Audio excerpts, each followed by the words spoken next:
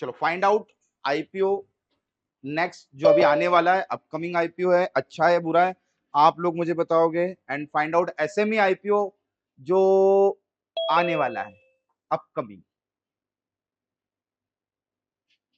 दो वेबसाइट अपने पास में, कल अपन जो देख रहे थे। फर्स्ट वन एक तो चित्तौड़गढ़ है, और इसी का एक जीएमपी अगर देखना है तो इन्वेस्टर गेन करके है, ठीक है।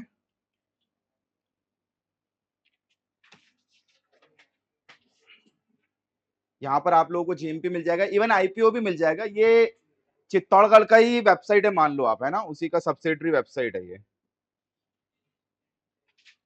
गो आईपीओ के टैब पर, आईपीओ का डैशबोर्ड।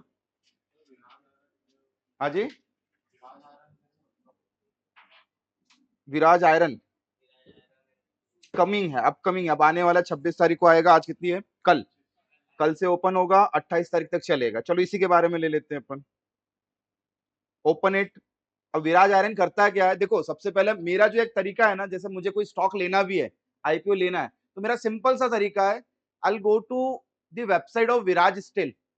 मैं उसकी वेबसाइट पे जाता हूँ, मैं प्रोडक्ट देखता हूँ, और दो चार स्टडी करता हूँ, कंपनी कब ओरिजिन हुई, कंपनी का एक्चुअली में बिजनेस मॉडल क्या है, बी टू बी है, बी टू सी है, या फिर कुछ और काम करती है। बस ये मेरा सिंपल सा तरीका होता है to find out a stock. आप भी यही करो, इससे क्या होगा, आप लोगों को कहीं भटकना नहीं पड़ेगा। एक तो पहले ये देख लो स्टॉक का प्राइस क्या है, कितने रुपए पे आने वाला है, मोटिव क्या है कंपनी का, क्यों पैसा चाहिए कंपनी को। विराज आयरन स्टील लिमिटेड आईपीओ, ठीक है भाई, कंपनी 171 करोड़ रुपए चाहिए, फ्रेश इशू है, प्योरली कंपनी को पैसा क्यों चाहिए, आई डोंट नो, इतना कम पैसा मांग रही है ना, 171 करोड़ रुपीज, बहुत छोटा अमाउंट होता है ये। और शेयर प्राइस बहुत बढ़िया है, इज इट, 195 से 207 रुपए, बहुत छोटा प्राइस है। आप लोगों को ज्यादा शेयर मिलेंगे पता है ना एक लॉट में, तो ये बहुत अच्छी चीज है। वही चीज है ना कि आपको शेयर कम मिल रहा, मतलब शेयर का भाव कम मिल रहा है और लॉट उसके अंदर ज्यादा आ रहा है। चलो आ जाओ और देखते हैं। कल कोई मुझसे पूछ रहा था कि व्हाट इज फेस वैल्यू, है ना, तो पूछा क्यों नहीं, समवन आस्क्ड मी ऑनलाइन, मुझसे पूछा था किसने, किसी को आइडिया फेस वैल्यू क्या है। नहीं, ये कंपनी कंपनी तो बना रही है, लेकिन इसका एक दायरा है, रेंज है। फेस वैल्यू हर स्टॉक की 1 रुपए से 10 रुपए के बीच में रहेगी, ठीक है। अगर मैं आपको बोलूं कि 1 लाख करोड़ की कंपनी है, उस 1 लाख करोड़ की कंपनी के शेयर्स बनाना है आपको, आप कैसे डिसाइड करोगे उसके शेयर्स का प्राइस। या समझ लो 1 लाख की कंपनी है, 1 लाख रुपए की कोई कंपनी है, net worth, overall net worth is 1 lakh rupees. अब उस 1 लाख रुपए को हमको प्रति शेयर में डिवाइड करना है। How we will decide, net worth को नंबर ऑफ शेयर्स में कैसे किया जाएगा कन्वर्ट।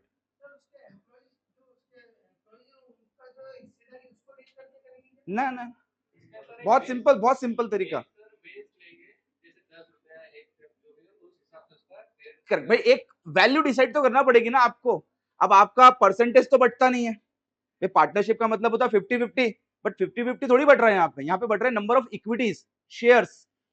हम लोग जिसको बोलते हैं भाई शेयर, या फिर सिक्योरिटी बोल दो, ऑनरशिप बोल दो, ये बटना चालू होता है। तो हमको 1 लाख रुपए को कन्वर्ट काय में करना पड़ेगा, इंडिविजुअल एंटिटी में कन्वर्ट करना पड़ेगा, एक वैल्यू देना पड़ेगी।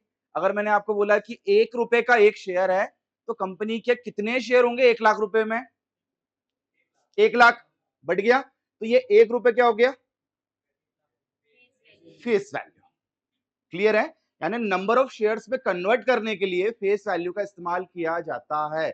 अगर किसी कंपनी की फेस वैल्यू ज्यादा होगी तो उसके नंबर ऑफ शेयर्स कितने होंगे, कम, और किसी की फेस वैल्यू कम होगी तो उसके नंबर ऑफ शेयर्स ज्यादा होंगे। दिस इज अ बेसिक आधार, किसी भी नेटवर्क को शेयर में कन्वर्ट करने का फेस वैल्यू एक आधार बनता है, ठीक है।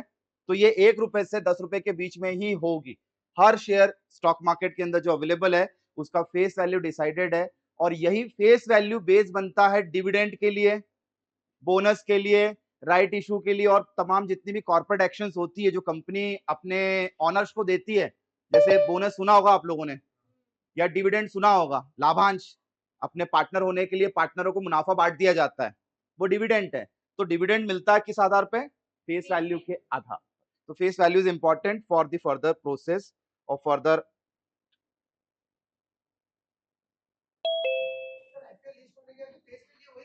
हाँ वही रहेगी।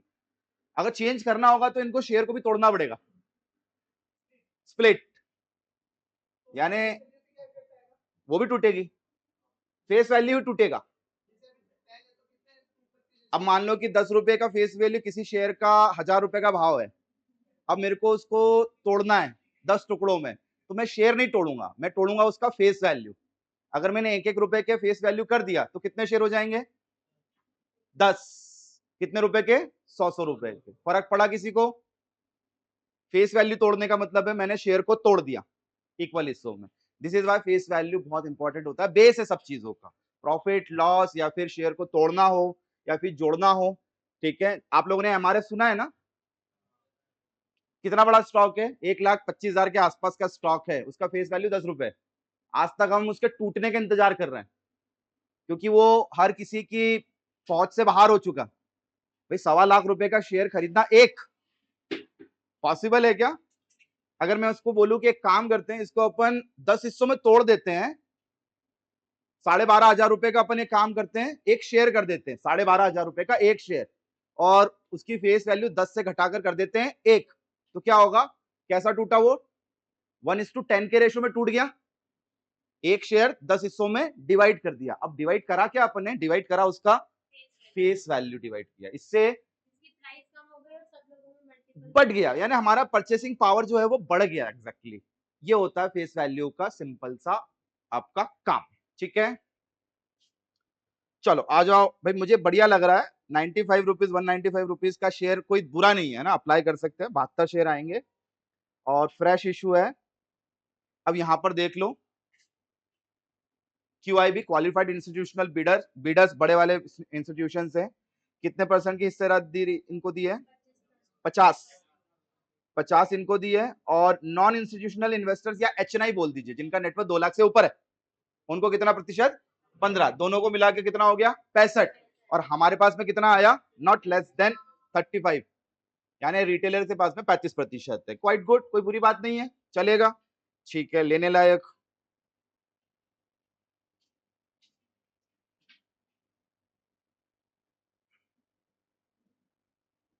दो प्लांट है भाई इसके, 2-3 प्लांट है इसके, manufacturing plant in Raipur and Bilaspur Chhattisgarh, covering 52 एकड़ का कुछ, ठीक है।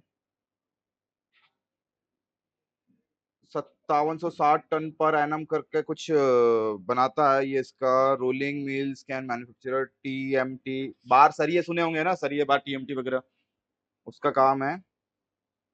Sponge iron TMT MS pipe, ठीक है, क्वाइट गुड। प्रोडक्ट बेसिस है, कंपनी बेटर लग रही है मुझे, है ना, प्रोडक्ट बेसिस कंपनी बेटर लग रही है। अब इंफ्रास्ट्रक्चर रिलेटेड काम है इसका, है ना, इंफ्रा रिलेटेड काम है। अब मान लो कि इंफ्रा बढ़ेगा, अब जैसे बजट आने वाला है, इंफ्रा को बहुत सारा बड़ा जो है बजट आवंटित किया जाएगा, तो इसका भी कुछ रोल होगा। भाई धंधा मिलेगा, इसको बिजनेस चलेगा, तो बिजनेस का इंपैक्ट किस पर आता है? डायरेक्टली शेयर पर आता है। तो शेयर क्या करेगा? रिफ्लेक्ट करेगा। अच्छी न्यूज होगी तो पॉजिटिव रिफ्लेक्ट, बुरी न्यूज होगी तो नेगेटिव रिफ्लेक्ट। क्लियर है? चलो अभी तक तो क्वाइट गुड। बैलेंस शीट देख लो, सब बढ़ती हुई चीज अच्छी दिखे।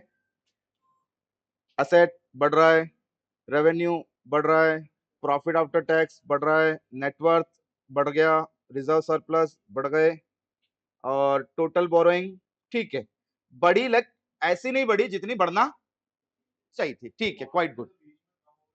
थोड़ी बहुत कम हो गई थी, ये वाला 31 वाला, ठीक है, कोई दिक्कत नहीं, कोई दिक्कत नहीं, बोरोइंग्स कम कर दी होगी।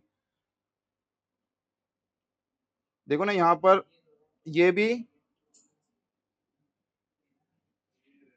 प्रॉफिट आफ्टर टैक्स भी आपका देखो सडनली 28 से 54 हो गया, और उसके बाद में फिर ये वाला ड्रॉप हुआ, ये प्रॉफिट आफ्टर टैक्स ड्रॉप हुआ है, यानी कुछ ना कुछ यहाँ पर इन्होंने शायद हो सकता है पैसा कहीं इधर उधर घुमा दिया हो, कैश फ्लो घुमा दिया हो, कुछ तो किया होगा इन्होंने, है ना। रेवेन्यू भी कितना हो गया? हाँ, ये रेवेन्यू भी थोड़ा सा कम हुआ है। हाँ जी, हाँ 9 महीने की है ना। अभी तो तीन, अपने को पूरी बैलेंस शीट तो मिलेगी नहीं ना, अपने को एटलीस्ट 3 साल की बैलेंस शीट चाहिए। भाई इसकी ओवरऑल 3 साल की बैलेंस शीट कैसी होगी? पॉजिटिव होगी, तो ही सेबी ने इसको परमिशन दिया होगा। सेबी परमिशन एक ही कंडीशन पे देता है, 3 साल का बैलेंस शीट पॉजिटिव चाहिए या 5 साल का जो नेट प्रॉफिट है उसका आना चाहिए, तो जाके इसको परमिशन मिलेगी, अदरवाइज ये रिजेक्ट हो जाता।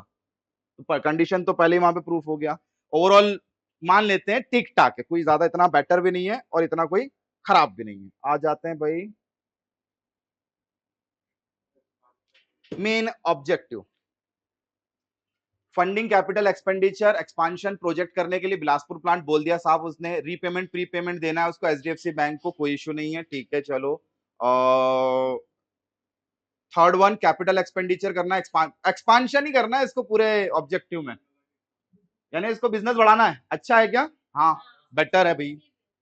उसके बाद में प्रमोटर्स के बारे में दिया हुआ है, ठीक है। आ जाते हैं इसके जीएमपी पर, देख लेते हैं क्या बोल रहा है इसका जीएमपी।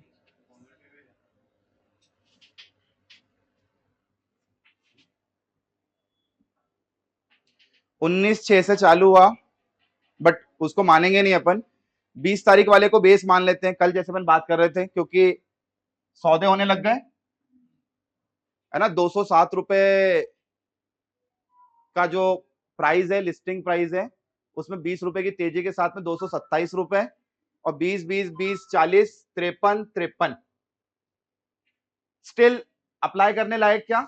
हाँ 20 रुपए की तेजी तो मैं मान रहा हूं, 20 की तेजी मान रहा हूं, खुलते से 20 की तेजी दे देगा ये, और उसके पीछे रीजन है क्योंकि शेयर बहुत सस्ता है, कंपनी कमोडिटी रिलेटेड काम कर रही है ना, मेटल्स, आयरन, कोर आयरन, वैसे भी इनका डिमांड अभी बढ़ने वाला है, तो स्टॉक को अप्लाई किया जा सकता है।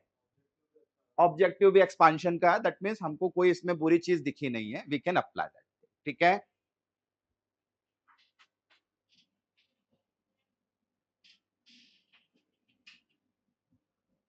और अप्लाई करने का सबसे बेस्ट टाइमिंग फर्स्ट डे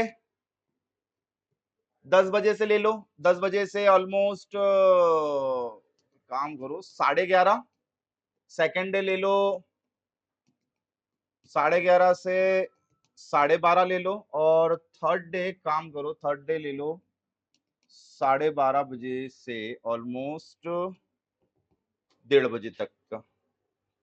ये 3 टाइमिंग में अप्लाई करके देखना है, लेट मी नो कि खुलते कि नहीं खुलते आईपीओ, क्लियर है? First day, second day and third day. कल आपके डीमेट अकाउंट से डायरेक्टली यू कैन बाय, आपके बैंक अकाउंट से डायरेक्टली यू कैन बाय, ठीक है। कहां से वो बता देता हूं मैं। सबके डीमेट अकाउंट प्रोसेड हो गया, किसी का बचा ऐसा जो नहीं खुला है, प्लीज सर ओपन करवा लीजिए, ओपन करवा लीजिए, जरूरत पड़ेगी अपने को।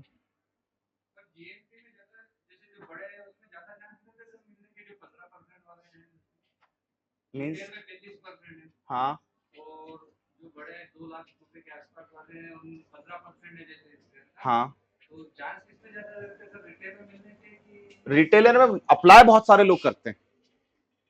देखिए क्या होता है कि कोटा सबका बना दिया यहाँ पर, वो 65% वालों का कोटा उनका अलग ही है, उनको उनके हिसाब से शेयर मिलेंगे, और हमारे जो 35% जो है उसमें हमारे शेयर्स मिल जाएंगे रिटेलर के। रिटेलर बहुत अप्लाई करते हैं, दैट्स व्हाई वो प्रोबेबिलिटी क्या हो जाती है, थोड़ा सा कम हो जाता है वहां पे। और जो बड़े क्लाइंट्स है वो क्या करते हैं, वो बड़ी बड़ी क्वांटिटी में अप्लाई कर देते हैं, वो इतने नहीं है जितने रिटेलर है, उस पर चांस आता है। आप अपना कैटेगरी चूज कर सकते हो, आप एज अ रिटेलर की तरह अप्लाई कर सकते हो, एज अ एचएनआई की तरह अप्लाई कर सकते हो, या बड़े क्लाइंट की तरह अप्लाई कर सकते हो, बट उसके लिए मिनिमम क्वांटिटी फिक्स है ना। रिटेलर 1 मिनिमम और मैक्सिमम 13, और उसके बाद जाओगे तो फिर आपका 14, फिर 18, ये मिनिमम आ जाएगा, क्लियर है। तो आप अपने हिसाब से कैटेगरी चूज कीजिएगा। और टाइमिंग सुबह फर्स्ट डे 10 से 11:30 बजे, सेकेंड डे 11:30 से 12:30, एंड थर्ड डे 12:30 से 1:30 बजे। ये पीरियड है आप लोगों का अप्लाई करने का। अप्लाई करने के बाद में आप लोगों को एक मैंडेट आएगा, मैंडेट जो कि आपका पैसा जो है ब्लॉक करेगा, क्लियर है। आपने अप्लाई कर दिया, सारी प्रोसेस कर दी, मैंडेट आएगा आपके गूगल पे या फिर जो भी आपका यूपीआई दे रहे हो आप लोग, उस एप्लीकेशन पे मैंडेट आएगा। उस मैंडेट को आपको अप्रूव करना पड़ेगा, ऑथेंटिकेशन आपको करना पड़ेगा, तो जाके आपके खाते में पैसा फ्रीज हो जाएगा। फ्रीज हो जाता है, उसको बोलते हैं अजबा, एप्लीकेशन सपोर्टेड ब्लॉकिंग अमाउंट। आपके खाते से पैसा कहीं जाता ही नहीं है। आपके खाते में अगर 15,000 रुपए है तो 15,000 रुपए पूरा हो जाएगा ब्लॉक। जब तक ये प्रोसेस चलेगी वो आपको दिखेगा ही नहीं, ना स्टेटमेंट में दिखेगा, ना आप लोगों को बैलेंस चेक करने पे दिखेगा। क्लियर है? वो लीन बैलेंस की तरह आपका फ्रीज हो जाता है। बैंक आपके ऑथेंटिकेशन पे अमाउंट ब्लॉक कर देगा। और अगर ये आईपीओ अलॉट हो गया, मिल गया आपको आईपीओ, तो क्या करेगा? बैंक ये पैसा उठा के कहां डालेगा? कंपनी को देगा, और कंपनी से शेयर उठा के वो कहां डालेगा? आपके डीमेट अकाउंट के अंदर डायरेक्टली। और डीमेट में आने के बाद में शेयर को आपको बेचना पड़ेगा। कब? सुबह जब भी ये लिस्ट होगा, 28 तारीख या जो भी जितने भी तारीख को लिस्ट होगा, उस दिन सुबह 10 बजे आप लोगों को इसको बेचना। और बेचने के लिए आप लोगों को लगेगा ओटीपी। ऐसे ही नहीं बिकता ये, टी पिन ओटीपी लगता है। क्लियर है? यानी पूरा प्रोसेस हम लोग करके देखेंगे, वन बाय वन सारी चीजें अपन कर लेंगे, क्या क्या चीजें होता है। ये जस्ट कैजुअल में बता रहा हूं अभी, आप लोगों को थोड़ा सा आइडिया हो जाए। क्लियर? हाँ जी प्रियंका मैडम बताएं, क्या डाउट? हेलो सर, आवाज आ रही है? हाँ ऑडिबल है। सर, इसमें सब्सक्रिप्शन स्टेटस भी चेक करते हैं क्या, कि क्यूआईबी और एनआईआई भी कितना ले रहा है अपना शेयर? हाँ, ये सब्सक्रिप्शन यानी कितने लोगों ने कितना अप्लाई किया है वो बता दर, कि जैसे 5 गुना अप्लाई हुआ है, 10 गुना अप्लाई हुआ है, ज्यादा अप्लाई होगा तो डिमांड बढ़ रहा है। तो ये हमें कैसे मालूम चलेगा सर? ये अपने को एप्लीकेशन में दिख जाएगा यही, या फिर यहीं पे दिख जाएगा। देखिए पुराना कोई सा निकालते हैं।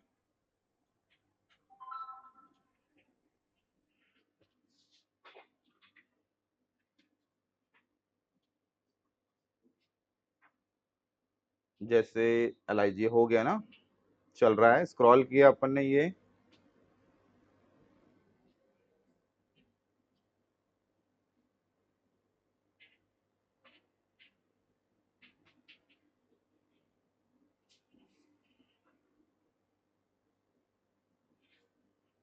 रहा। ठीक है, ये कितने लोगों ने सब्सक्राइब किया है इसको, सब्सक्राइब यानी अप्लाई कर दिया है, ये चल रहा है। ये जब भी चालू हो जाता है ना, खुल जाता है, तो ये आ जाता है ओवरऑल। क्यूआईबी, एनआईआई, इसमें बड़े और छोटे क्लाइंट, बिग एनआईआई और small NII, retailer, employees, and in सबका एक्यूमुलेटेड टोटल कितने गुना अप्लाई हुआ है? ये 1.17%। यानी एक आईपीओ पर कितने लोग हैं आप देख लो, 1.25 लोग। यानी मिलेगा सबको जिसने अप्लाई किया होगा। हाँ, अरे मतलब मेजोरिटी है। अगर यहां पे होता 200 गुना ओवर सब्सक्राइब, तो क्या होता भाई? मतलब 200 में से एक को मिलेगा। अपन तो ये मान ले 200 टाइम्स मोर देन अप्लाई हुआ है, बट रेट भी तो बढ़ के खुलेगा। इसको बोलते हैं आर्टिफिशियल डिमांड क्रिएशन। आप क्या कर रहे हो? आप आर्टिफिशियली डिमांड बढ़ा रहे हो। आप उसको अप्लाई करके, आपको मिला ही नहीं है जो चीज, बट फिर भी हम उसको क्या कर रहे हैं? डिमांड डिमांड, नहीं मुझे तो चाहिए एट एनी कॉस्ट, मुझे ये शेयर चाहिए, भले नहीं मिले, अप्लाई तो करो। अब इस अप्लाई करने में क्या होता है? सब्सक्रिप्शन ज्यादा बढ़ जाता है और आपको मिलने के चांसेस कम हो जाते हैं, लेकिन उसके रेट एप्रिसिएशन बहुत ज्यादा हो जाते हैं। अगर यहाँ 200 टाइम हो जाता तो इसके रेट कम से कम 300 से 400 रुपए ऊपर हो जाते, है ना? 300 से 400 रुपए। कई स्टॉक्स ऐसे डबल भी खुले हैं, जैसे पारस डिफेंस करके एक स्टॉक है, शायद आप लोगों ने देखा होगा, 350 गुना। बहुत सारे ऐसे स्टॉक्स है जो सब्सक्रिप्शन बेसिस पर चल रहे हैं। भले ही कंपनी अच्छी नहीं है, लेकिन इमेजिनेशन क्या है माइंड में लोगों के, या तो सस्ता है तो क्या करेंगे, अरे अप्लाई तो कर, खुलते से क्या करेंगे? बेच देंगे। इसको बोलते हैं गेन लेना, गेन लेकर बाहर। क्लियर? तो जितना सब्सक्रिप्शन होगा उतना बेटर होगा। Thank you sir.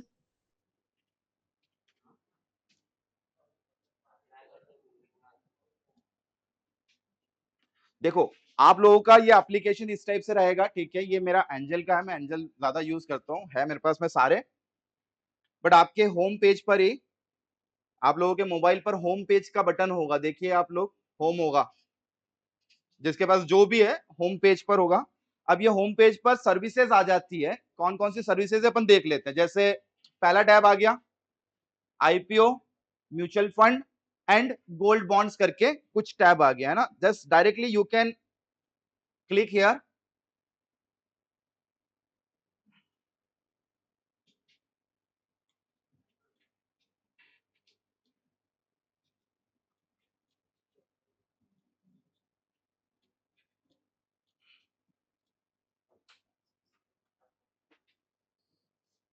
ये रहे कुछ अपकमिंग आईपीओस है ना। कौन सा वाला गया अपना विराज? अच्छा, ये ओपन वाले बता रहा है ना, अपकमिंग और ओपन वाले बता रहा है। ये रहा, ठीक है। अपकमिंग 14,904 रुपए का पड़ेगा। विजिबल है क्या वहां से कि मैं थोड़ा सा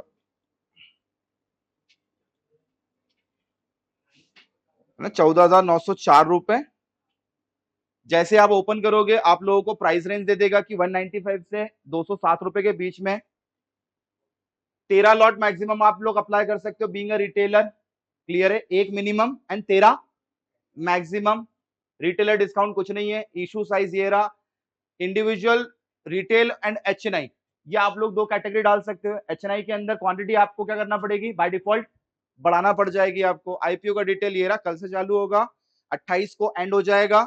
अलॉटमेंट डेट, अगर आपको आईपीओ मिलता है तो आपको 1 तारीख को पता पड़ जाएगा, और 3 तारीख को इसकी क्या है, लिस्टिंग है। क्लियर है? और 3 तारीख को लिस्ट कितने बजे करे होगा ये, 10। अच्छा, तो 10 बजे के पहले आपको क्या करना पड़ेगा, आपके डीमेट अकाउंट में जब शेयर विजिबल हो जाएगा तो वहां जाकर आपको सुबह सुबह 9:15 बजे जैसे बाजार खुलता है वहां पे आपको ओटीपी ऑथराइज करना पड़ेगा, और उसको फिर 10 बजे खुलते से ही बेचना पड़ेगा।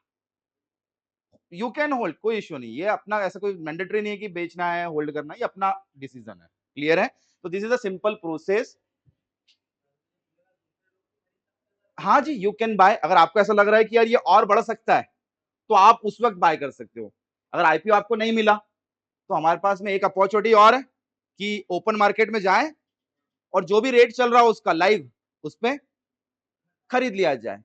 भाई आईपीओ आता क्यों, आईपीओ का मेन मोटिव है कि हमको डिस्काउंट में शेयर पहली दफा कंपनी से डायरेक्टली मिल रहा है।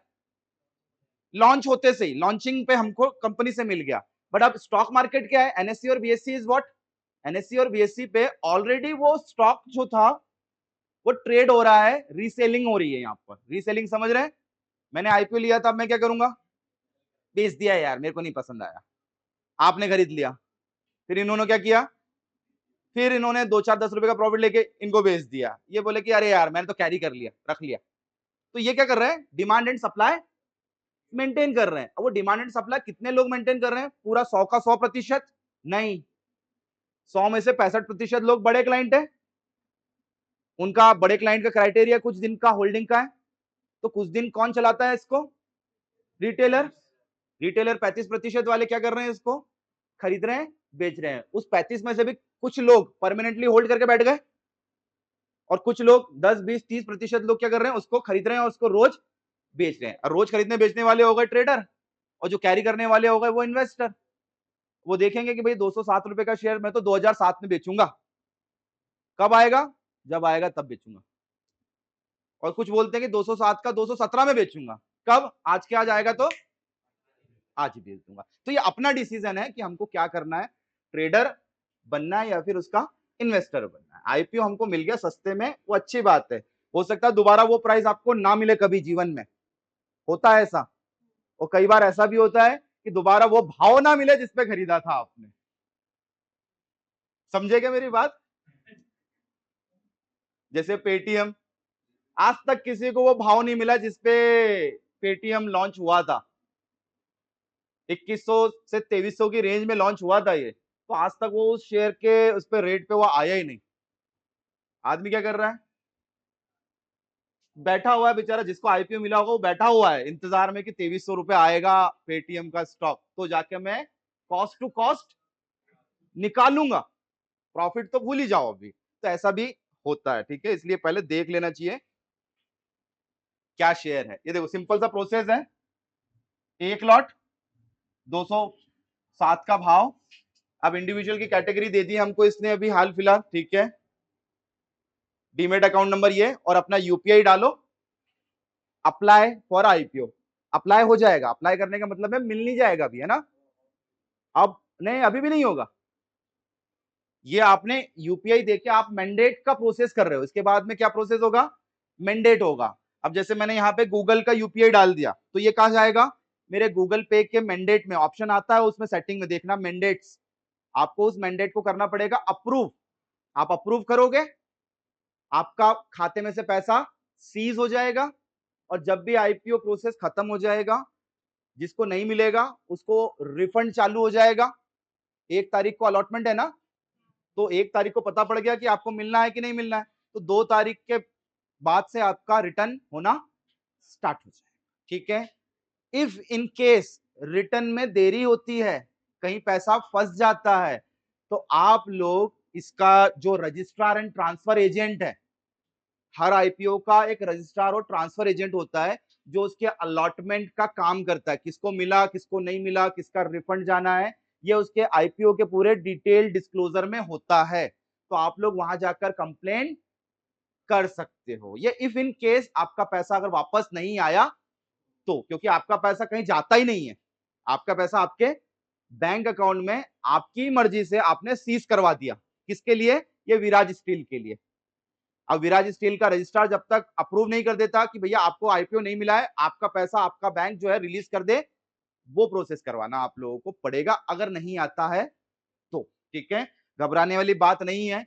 कुछ होता है कई बार, कुछ लोगों का टेक्निकल इश्यू हो जाता है, हम आईपीओ यहां तो अप्लाई कर दिया, हम मैंडेट पे गए और मैंडेट पे हम करना ही भूल गए। टाइम पीरियड होता है इनका, उस टाइम पीरियड में हम करना ही भूल गए, वो दे देगा डेट कि भैया 1 दिन के अंदर आपको कल तक ये मैंडेट अप्रूव करना है। कई बार मैंडेट अप्रूव करते करते वो ट्रांजेक्शन फेल हो जाता है, बहुत बार होगा ये, क्लियर है? मैंडेट करते करते ट्रांजेक्शन फेल, तो आपको आईपीओ अलॉटमेंट नहीं मिलेगा, ये याद रख लीजिएगा। अगर मैंडेट फेल हो गया, कुछ टेक्निकल इश्यू आ गया, आपने रिफ्रेश कर दिया तो गया, क्या करना पड़ेगा? अगेन गो अप्लाई, नया आईडी जनरेट होगा, और फिर आप लोगों को ट्रांजेक्शन को मैंडेट करना पड़ेगा, ये प्रोसेस फिर से करना। ठीक है? This is a simple sophisticated process. जी। Sir hello. नहीं नहीं नहीं, नथिंग, कुछ नहीं लगेगा इसके अंदर, नथिंग, सब फ्री है। जो अपने डीमेट अकाउंट में जो डॉक्यूमेंट्स देते हैं अकाउंट के, उसका यूपीआई डालना है या कोई सी भी अकाउंट का यूपीआई? कुछ भी डाल सकते, कोई इशू नहीं है। आपका डीमेट अकाउंट नंबर तो ये शेयर यहाँ आएंगे आपके, आप कोई सा भी दे दो, कोई फर्क नहीं पड़ता। क्लियर है? शेयर यहीं आएंगे, पैसा कहीं से भी कटे, हाँ आपके ही खाता होना चाहिए।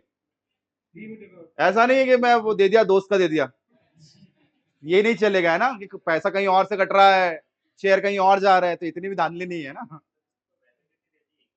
किसकी वैलिडिटी मीन? हाँ,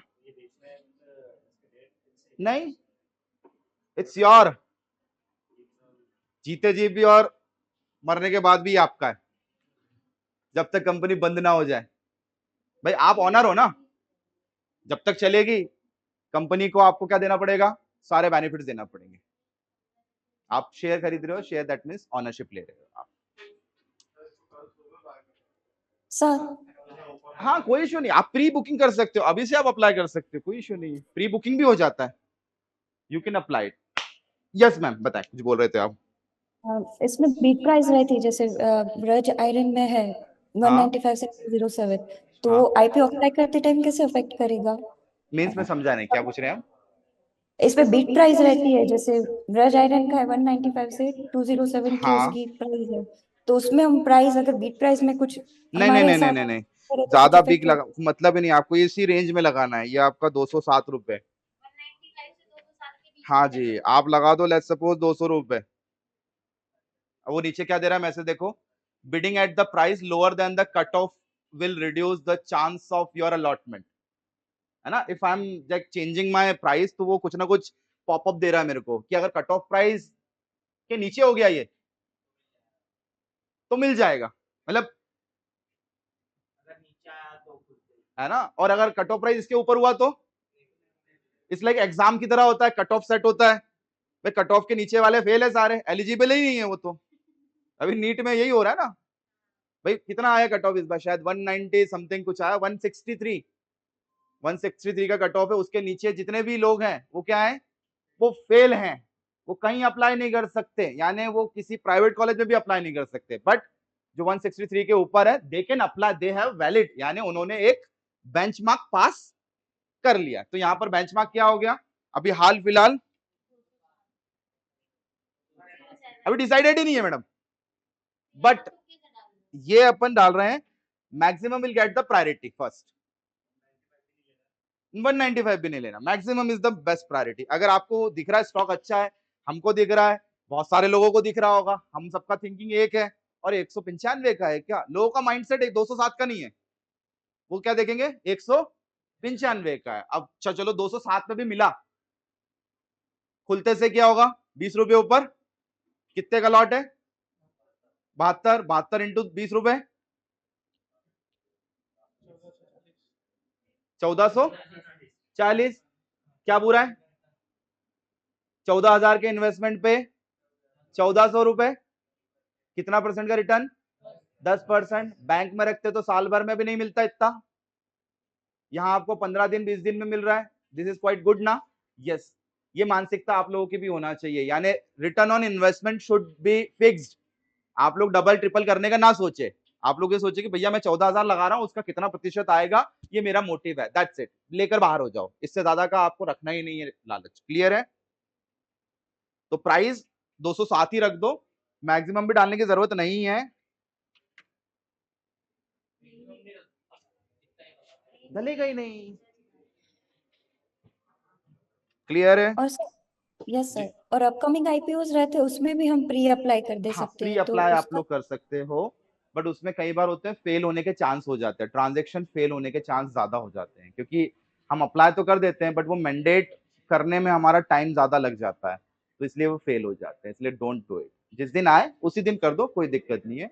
11 बजे 11:30 बजे सफिशिएंट टाइमिंग मिलेगा आपको। Okay sir, thank you. तो इतना ही अमाउंट फीस होता है ना? जी इतना ही होगा। आपने यहाँ पे लॉट डाल दिए 13,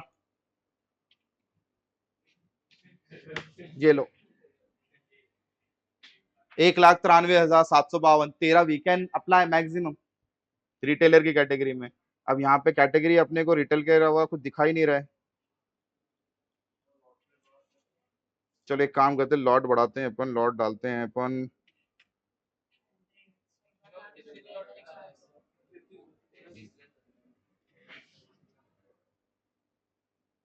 33 होगा, वो HNI का होगा इसका, 33 इसका होगा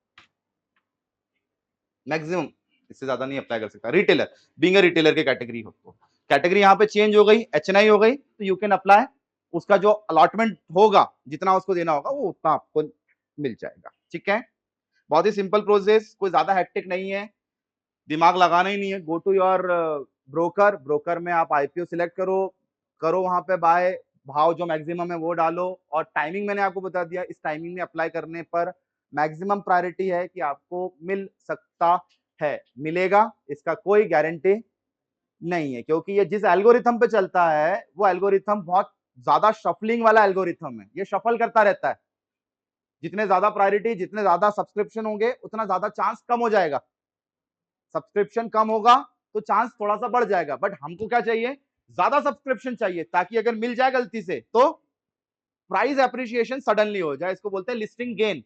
हमको क्यों करना है इन्वेस्टमेंट आईपीओ में, for listing gain only. Clear है? होल्ड करना आप लोगों का इच्छा है कि अगर होल्ड करना हो तो कैरी, नहीं तो बेच मारो इसको जिस दिन ये लिस्ट होता है उस दिन। क्लियर? देखो यहां पर ये तो है ही है, और कुछ आईपीओज एसएमई आईपीओ भी हैं, अब ये भी देख लो, अपन कल इस पे, ठीक है, Ekiko global services limited, the money fair, पता नहीं क्या है, कौन सी कंपनी, आई डोंट नो। इन्वेस्टमेंट एक लॉट कितने का है, 1,23,200, जिसमें मिलेंगे 1,600 शेयर। प्राइस रेंज, कंपनी को पैसा चाहिए मात्र 23 करोड़। ये वो छोटी कंपनीज है जिनका ओवरऑल 25 करोड़ से कम का धंधा है, 25 CR से कम का इनका बिजनेस है, ये वो कंपनीज है एसएमई। उससे ज्यादा का होगा तो एसएमई में अप्लाई नहीं कर पाएंगे। वो कौन सी कंपनी हो जाएगी? थोड़ी सी बड़ी, तो उनके लिए क्लॉज है आईपीओ मेन बोर्ड, एनएससी और बीएससी। ये आईपीओ स्मॉल वाला है, small medium enterprises, SME. Clear है? बस इसमें लॉट बड़े होते हैं, प्राइस बहुत हैवी होता है और फ्लक्चुएशन बहुत कम आएगा। बट आजकल चल ये बहुत रहे हैं, 500 गुना सब्सक्रिप्शन हो रहा है इनमें, क्योंकि लोगों को क्या मिल रहा है? अभी सस्ते में मिल रहा है। लोग क्या करते हैं? इन्वेस्टमेंट करते हैं इनके अंदर, ट्रेडिंग नहीं कर रहे हैं इसमें, लोग इन्वेस्टमेंट कर रहे हैं। 2-5 साल इन्वेस्टमेंट करेंगे। और इस आईपीओ का मेन खासियत है, इसको नया आईपीओ लाने की जरूरत नहीं है। एसएमई आईपीओ ही एक दिन एनएससी और बीएससी में जाकर ऑटोमेटिकली रजिस्टर्ड हो जाएगा। जब कंपनी बढ़ेगी, 100 करोड़ के टर्नओवर को पार कर जाएगी तब। क्लियर है? तो बेसिकली ये एसएमई आईपीओ भी अच्छे होते हैं, बट आप लोगों को इसको खरीदने से पहले बहुत आर&डी करना पड़ेगी, क्योंकि कंपनी बहुत छोटी छोटी सी है और छोटी कंपनीज का बिजनेस क्या है आपको आइडिया नहीं है। अपने विराज स्टील तो पकड़ लिया कि चलो उसका बिजनेस देख लेंगे, अब इसका कैसे करोगे?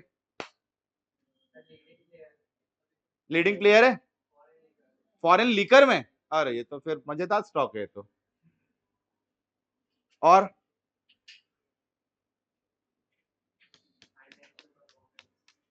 क्या करते हैं? देखो देखो देखो, यही चीज तो है भाई, सेम चीज। You have to find out the application.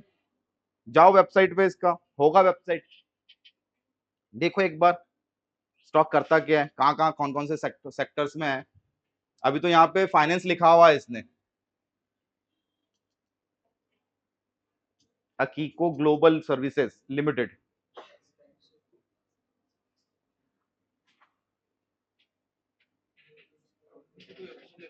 है ही नहीं? अरे यार कुछ तो होगा।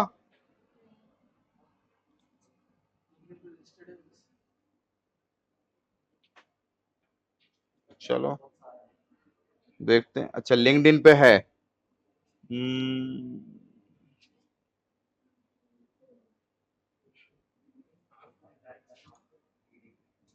चलो यहाँ पढ़ लेते हैं, कुछ तो नोट होगा इसके बारे में। Indian non government company, it is a private company and classified company as a limited by shares company authorized capitals and 110 lakhs as a 10% paid up capital business currently companies operates are active। एक registered office Delhi में है। हाँ देखो यहाँ पर देखते हैं, CIN number है, कंपनी कैटेगरी प्राइवेट है, बिजनेस सर्विसेज 10 लाख, दिल्ली दिल्ली दिल्ली ही बता रहा है ये।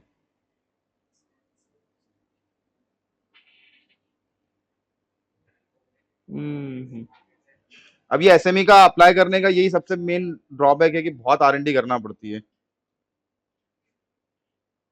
एमसीए की वेबसाइट पे जाना पड़ेगा, वहां सर्च करना पड़ेगा। रजिस्टर्ड तो होगी ना, पीवीटी एलटीडी होगी ना। ये भी है ग्रे मार्केट में, ये भी है, इसमें भी आ जाएगा डब्बा रेट।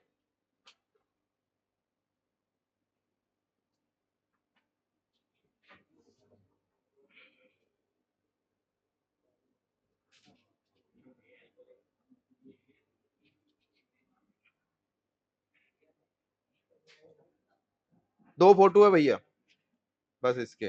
अब देख लो, दो फोटो देख के निवेश करना है आपको। अगर आपको भरोसा है, वो कोविड टाइम की फोटो है वो भी, वैसा ना हो जाए वो कौन सी कब आई थी चिटफंड, कौन सी थी वो, लक्ष्मी चिटफंड है, ऐसा ना हो जाए। बस देख लेना, ऑफिस दिखा के बेचा जा रहा है आपको शेयर। तो इसलिए स्मॉल में ये प्रॉब्लम बहुत आता है। नहीं नहीं, बैलेंस शीट दे दिया उसने, सेबी ने अप्रूवल दे दिया, आईपीओ आ गया ना। सेबी को मतलब है बैलेंस शीट से 3 साल या 2 साल, एसएमए में 3 या 2 साल का बैलेंस शीट इनको पॉजिटिव चाहिए, है ना। 5-1 साल का इनका ऑपरेटिंग कैश फ्लो पूरा बढ़िया चलना चाहिए, बस। और कोई क्लॉज नहीं है सेबी का। कंपनी प्राइवेट लिमिटेड चाहिए है, एक प्राइवेट लिमिटेड होगी तो कहां रजिस्टर्ड होगी? मिनिस्ट्री ऑफ कॉर्पोरेट अफेयर्स, है ना। कंपनी एक्ट के तहत मिनिस्ट्री ऑफ कॉर्पोरेट अफेयर्स में रजिस्टर्ड होगी। तो वहां से क्या मिलेगा जानकारी, कौन कौन प्रमोटर है, भाई कौन कौन प्रमोटर है, डिजिटल सिग्नेचर होंगे कंपनी के, बस इतनी जानकारी हो गई सेबी के लिए, फिनिश, दे दिया आईपीओ को अप्रूवल। और आपको दिखा दिया कि भैया हमारा ये 2 ऑफिस है, देख लो, एक ये करना है आप लोगों को तो हमें 77 रुपए आप दे सकते हो, नहीं तो कोई दिक्कत नहीं, दूसरे हैं बहुत सारे लोग हैं, ये नहीं करेंगे तो ये करेंगे अप्लाई, और इन्होंने भी छोड़ दिया तो मैडम आप कर दोगे, कोई तो टोपी पहने। चलो एक चीज, एक वीडियो दिखाता हूं, अच्छा लगेगा आप लोगों को। Only equity, nothing else. IPO भी इक्विटी का ही अलॉटमेंट होता है, शेयर्स ओनली। चलो एक वीडियो देखते हैं अपन, थोड़ा सा हकीकत को जानते हैं कि क्या एग्जैक्टली स्टॉक मार्केट। मैं हर बार दिखाता हूं, परंपरा आदर्श प्रतिष्ठा है ये वीडियो। अगर इससे आप सीख गए तो सीख गए, और नहीं सीखे तो